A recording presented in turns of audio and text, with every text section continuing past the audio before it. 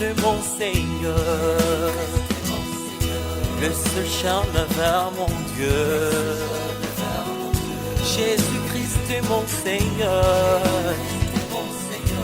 il a lavé mes péchés. Jésus-Christ, mon Seigneur, l'obscurité s'est effondrée. Jésus-Christ, mon Seigneur, roi de rois, je le proclame. Jésus est Christ.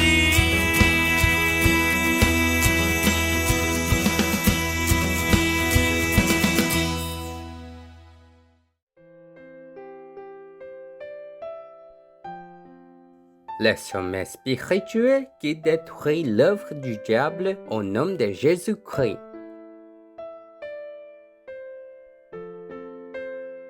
Et tout le peuple répondit, que son sang retombe sur nous et sur nos enfants. Alors Pilate leur relâcha Barabbas, et après avoir fait fouetter Jésus, il le livra à la crucifixion. Matthieu chapitre 27, versets 25 à 26.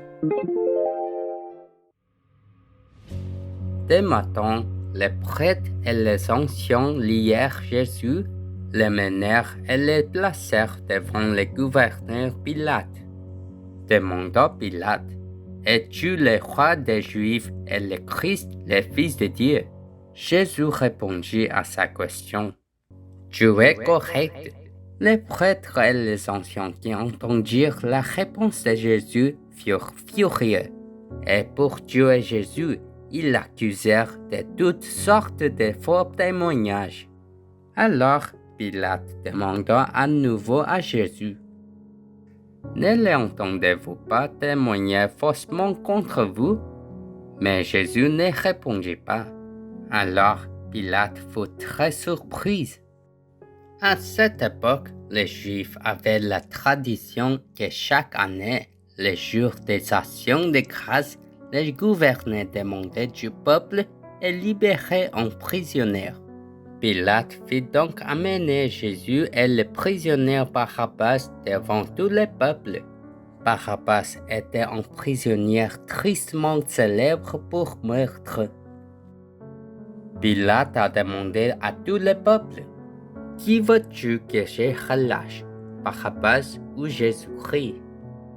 En fait, Pilate savait très bien que les chefs religieux juifs étaient jaloux de Jésus et les livrèrent. Alors que Pilate était assis sur le siège du jugement, sa femme envoya quelqu'un pour lui dire cela. Ne vous souciez pas de cette personne innocente. La nuit dernière, dans mon rêve, j'ai beaucoup souffert à cause de cette personne. Cependant, les prêtres et les anciens persuadèrent tout le peuple à exiger « Libérez Barabbas et tuez Jésus ». Alors, le gouverneur leur demanda « Lequel de ces deux hommes voudriez-vous que je relâche ?» Tout le monde a crié fort. Libérez Barabbas. Pilate a demandé à nouveau. Alors, que veux-tu que je fasse de Jésus le Christ? Ils ont tous répondu. Crucifiez-le. Pilate a demandé à nouveau. Quelle est la raison? Quel crime cette personne a-t-elle commis? Les gens criaient encore plus fort. Crucifiez-le. Pilate était très choqué et il ne savait pas quoi faire. Il semblait que s'il n'obtenait pas ce qu'il voulait, une émeute éclaterait. Alors Pilate demanda à ses serviteurs d'apporter de l'eau et se lava les mains devant eux. Je n'ai aucune culpabilité concernant le sang de Jésus. Vous serez tous tenus responsables de cela. Alors tout le peuple répondit, le sang que Jésus a versé retombera sur nous et sur nos descendants. Alors Pilate relâcha Barabbas, fouetta Jésus et le livra pour qu'il soit crucifié. Que se passera-t-il si je ne prends pas la décision de détruire les œuvres du diable en moi au nom de Jésus-Christ à travers les textes d'aujourd'hui? Les Juifs sans discernement ne savaient pas de quoi ils parlaient et étaient influencés par l'opinion publique et maudits, a fait payer à leurs descendants le prix du sang de Jésus qui est innocent. Enfin, ils ont fait vivre à leurs descendants une vie de souffrance. Même si les chefs religieux juifs qui ont livré Jésus à Pilate croyaient en un Dieu unique, ils ne connaissaient pas le péché originel qui était en eux. Le péché originel fait référence à l'état dans lequel une personne quitte Dieu, trompée par le diable menteur, apparu dans Genèse 3. Le péché originel est déjà entré dans tout le monde à travers l'incident de Genèse 3. Si vous êtes dans le péché originel, vous êtes sous le pouvoir du péché, l'enfer, vivant toute leur vie comme esclaves de Satan, puis entrant dans la destruction éternelle. Sans résoudre les problèmes cachés de l'humanité, les péchés originels, même menant une bonne vie religieuse, un jour vous souffrirez de tribulations. Pour résoudre ces problèmes, Jésus-Christ, le roi des Juifs, la postérité de la femme de Genèse 3:15 est venu sur cette terre. Nous résolvons les problèmes du péché originel cachés dans le corps, comme Romains 8, 6 à 7.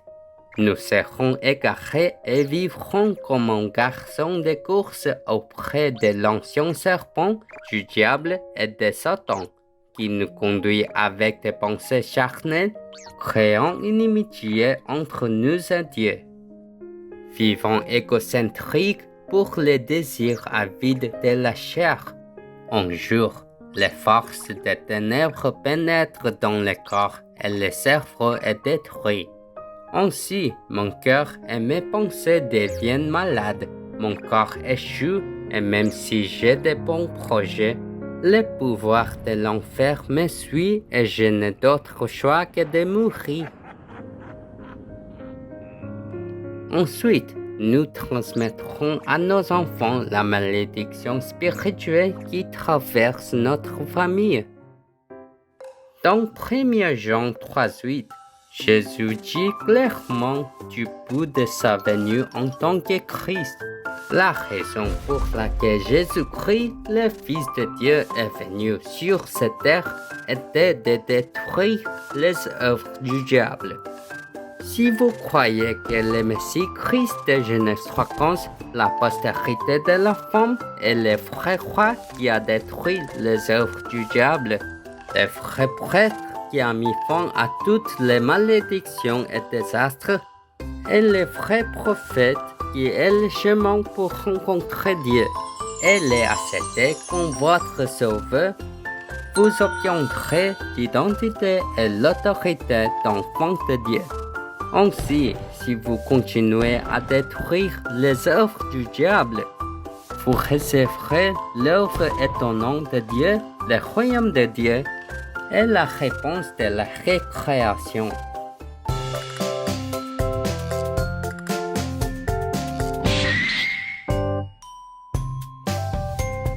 Genèse 3:15, l'alliance se dit, la postérité de la femme. Jésus-Christ complètement écrasé, la tête de Satan. Yeah! Alors, allons-nous tout invoquer audacieusement le nom de Jésus-Christ? Jésus est le Christ. Je suis un enfant de Dieu. Tous les problèmes sont finis. Satan va-t'en, rempli du Saint-Esprit. Évangélisation mondiale. Jusqu'aux extrémités de la terre, je serai son témoin. Maintenant, je vous bénis tout au long de cette semaine pour être le sommet spirituel de l'évangélisation mondiale et gagner en force spirituelle chaque jour à travers les combats spirituels pour détruire les œuvres du diable dans votre cœur et faire briller la lumière du Christ dans 237 pays à travers le monde. Dieu Tout-Puissant, trompé par le diable et vous ayant quitté, je vivais comme un insensé qui faisait les œuvres du diable sans connaître les péchés originels de Genèse 3. Merci pour sa grâce qui m'a fait choisir le Christ de Genèse 3:15 qui a complètement écrasé la tête de Satan.